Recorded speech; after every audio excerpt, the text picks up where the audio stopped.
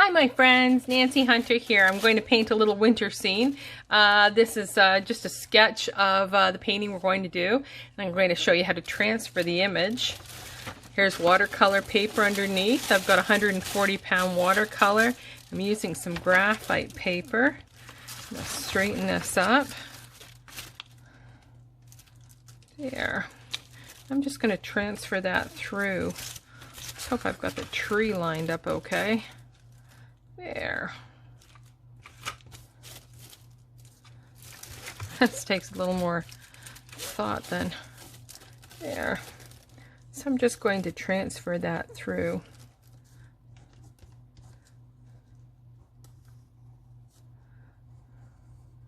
A little heavier hand on the shadow lines.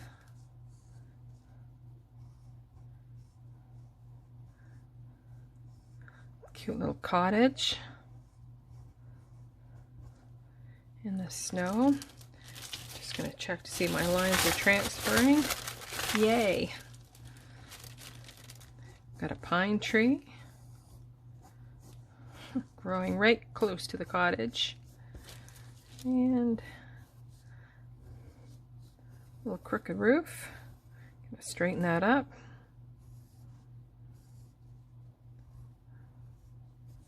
And some windows.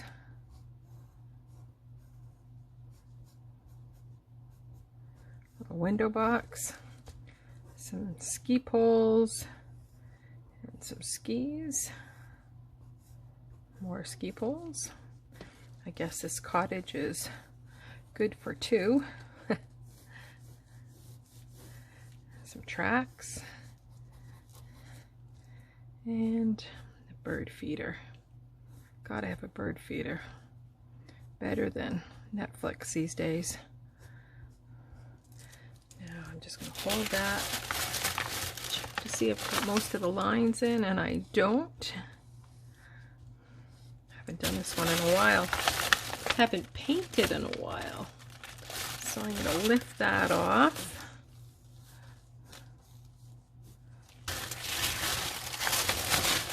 Voila! Little sketch.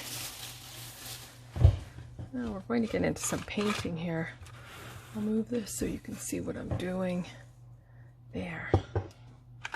So we're using watercolor paints. They come from a tube, but I just put them in a palette. It's easier for travel, not that we're doing much of that lately. Yogurt cup with water, very dirty water cup. And I've got just some cheap brushes from Curry's. I've got a 0 and a 6 round that I'll be using today. So I'm going to get started. Now this one I do in a couple steps, so bear with me. It's going to be quick because I don't want to make people watch half-hour videos when really you've only got about 5 or 10 minutes between teaching your kids at home school. Put a line in here that I don't like, so I'm going to take that out. There. You get to see me making some mistakes. Classy. There. So I'm going to make my sky. So I put a little bit of water on first, so it's like a wet on wet. And I'm avoiding anything that I want to have white. There. So a little bit of water. And I'm going to add some blue to the sky. Beautiful blue sky. Ooh. So wherever you've put the water, the paint will bleed into those areas. Now I'm using a little bit of cerulean blue here. There we go. A light sky blue. I'm taking that close to the snow on the roof of this. You'll see it when we're finished. There. Make it look like magic. Now that is a subtle color. Why don't we add a little ultramarine blue to that? A little bit of water, ultramarine blue. Now you should test your colors out on your paper underneath. I forget to do that. This comes second nature to me, and if I make a mistake, I embrace it, because sometimes the biggest mistakes turn into best assets.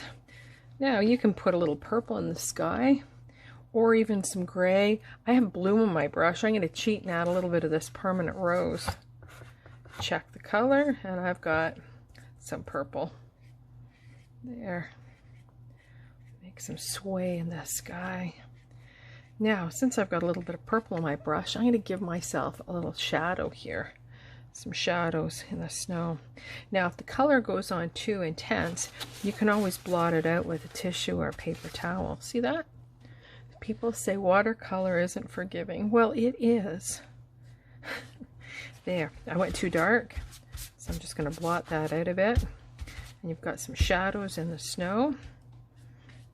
My house is crooked. Now, you can see that there's a little bit of a glare in the sky. Now, I want to install some snowflakes. To do that, I'm going to shake a little bit of salt on there. Now, just tap a little. You don't work at McDonald's. Or maybe you do. Now, I'm putting a little bit of salt on, and you can see where we have little dark flakes. That's where the snowflakes are. So what's going to happen is the snow is going to, I should say the salt is going to absorb the pigment, and it's going to turn into snowflakes. It'll absorb the moisture, so we'll have little white dots. So I'm going to let the sky dry and let the snowdrifts dry. I'm going to grab a tiny brush, maybe paint in some windows or some glazing on those windows. Here, so I'm going to take a little bit of water, a little bit of the two blues. And I'm just going to paint in where the window would go, where the glass would go. And I'm going to leave a little bit of space for the sash. There. There's a triple glazed window. There. Maybe I've got a little bit. Maybe I've got a window here. Leaving a little white for the trim.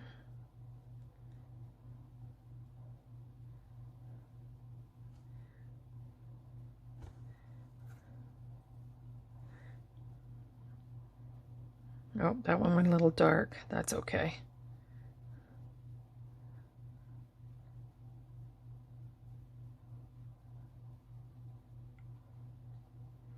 Now, what do we do if it gets a little too dark? Just blot it with a tissue. But not too hard, because it might take all the color away. There. Always blot with a fresh piece of towel, otherwise you're putting the stain back into the painting. So I'm going to let that dry for a piece, and maybe with that purple that I made before, I might put a few little shadows underneath the eaves of the house. So you've got some shadow there. Maybe I've got a little bit of shadow under here too. There. So you can see the snowflakes are starting. This is really tricky to do. You have to know your paper, and frankly, I've never used this paper before, so it's kind of tries for me too. So I've got that going on. Now, you can pick a color for your house. I kind of like to have like a moss green and maybe a red roof on it. You won't see very much of the roof though in this case, but let's give this a shot. I'm going to take a little bit of yellow. There, I've got some mustard there. Clean out my brush. You should always clean out your brush between colors so you don't contaminate the paint. I'm running low on green, but that's okay. A little dab will do you here. So I've got sort of a sage green for the siding of my house. Now I'm just going to pop that in. It's always good to use a bigger brush than you think you need because it covers faster. So I'm just going to fill my siding in, painting around the things that I want to have stand out, like the white trim. Maybe I'll leave the shutters white too. And if you make a mistake, you can always blot it out. There, did you see that? Magic.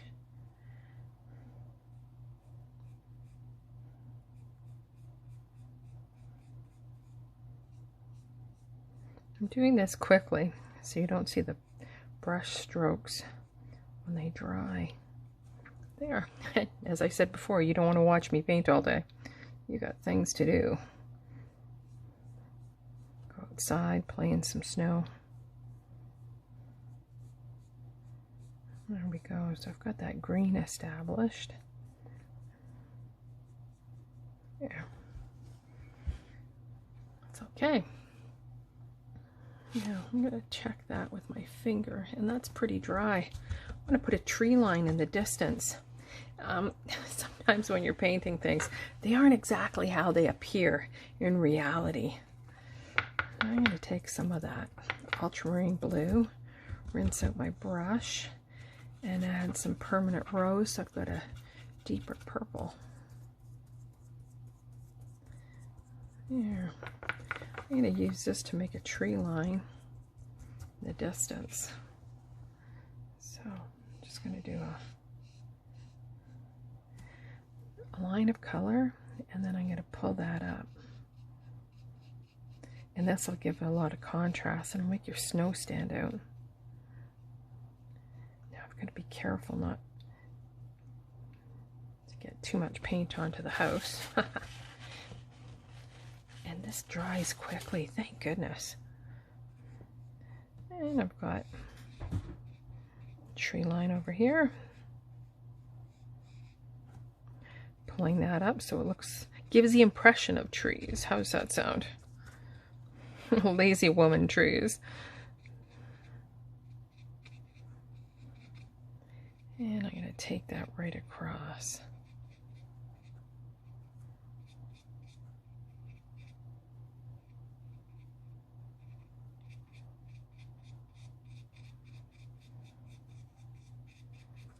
There, more trees. Take a little of that pigment out. Add that to the shadow under those eaves. Make it stand out even more. There. It's always a little different when you paint it in front of people. There. I'm going to let that dry. Now, didn't I mention something about red? Yeah. They always tell you not to leave your brush in the water, too. Oops. I'm going to mix a little. I've got permanent orange, or permanent. I've got a couple reds here. Permanent red. There. I don't really need that much. So I'm going to use that for my roof. Yeah, let's see here. I'm going to have a red metal roof there. I've just put that up through there. Maybe I've got a cool little finial at the top. This looks very French. Or how we think French architecture would look in Northern Ontario. There. Now, I've got snow gathered at the bottom of the roof, so I'm going to put the suggestion of this metal roof at the top. There. Looks pretty cute. What else am I going to do? How about a chimney? Oh, maybe since I'm in red mode, I'll put a bird feeder in here. Put a red roof in there.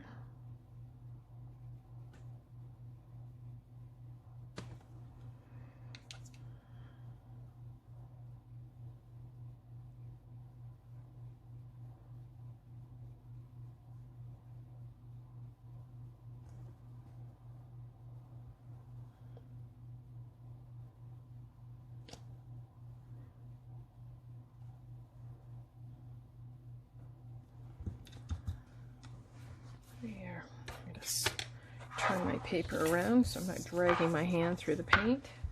How about work on that tree while things are drying? My snow kind of went a little wonky, but that's okay. I can do something with that later.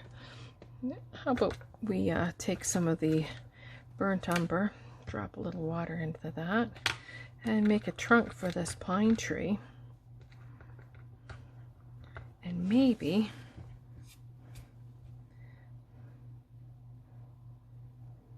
skis in with brown.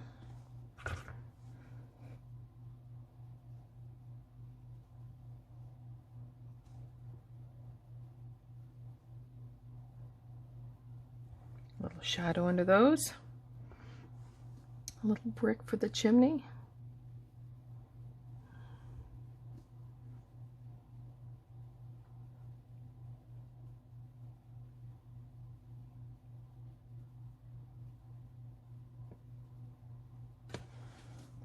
You can see how that makes everything stand out that much more. I'm going to put some seed in there. And I was talking about putting a trunk in for that tree, right?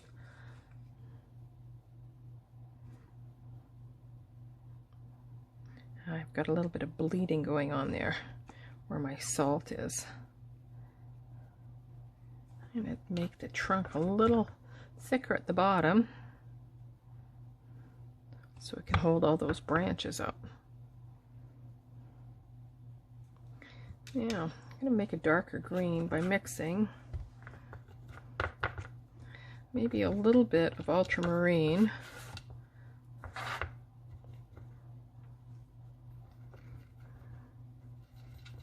There. Now, this is a quickie painting. Don't judge me. There. So I'm just going to put in some boughs on that tree.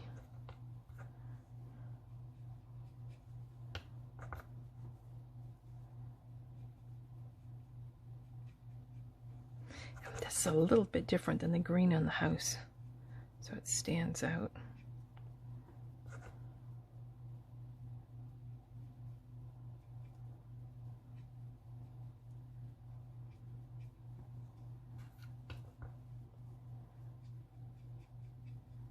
Yeah. Trying to think of what else I can add to this. Looks cute. Oh, I mentioned something about if the salt and the snow fails, you can always add white acrylic paint to this if the lid opens. There's a little white acrylic. Don't use the tip of your brush. Use the heel because you're using an acrylic medium rather than watercolor, and sometimes it can get stuck in the bristles and make a bit of a mess. So I'm just adding some snowflakes there, and I'm putting it on some of the darker colors so it's got that contrast so you can actually see it.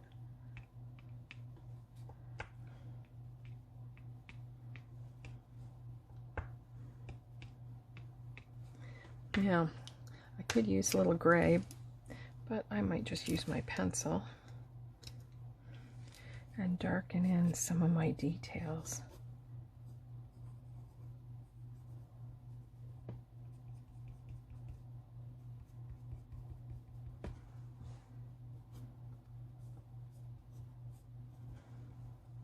Looks cute.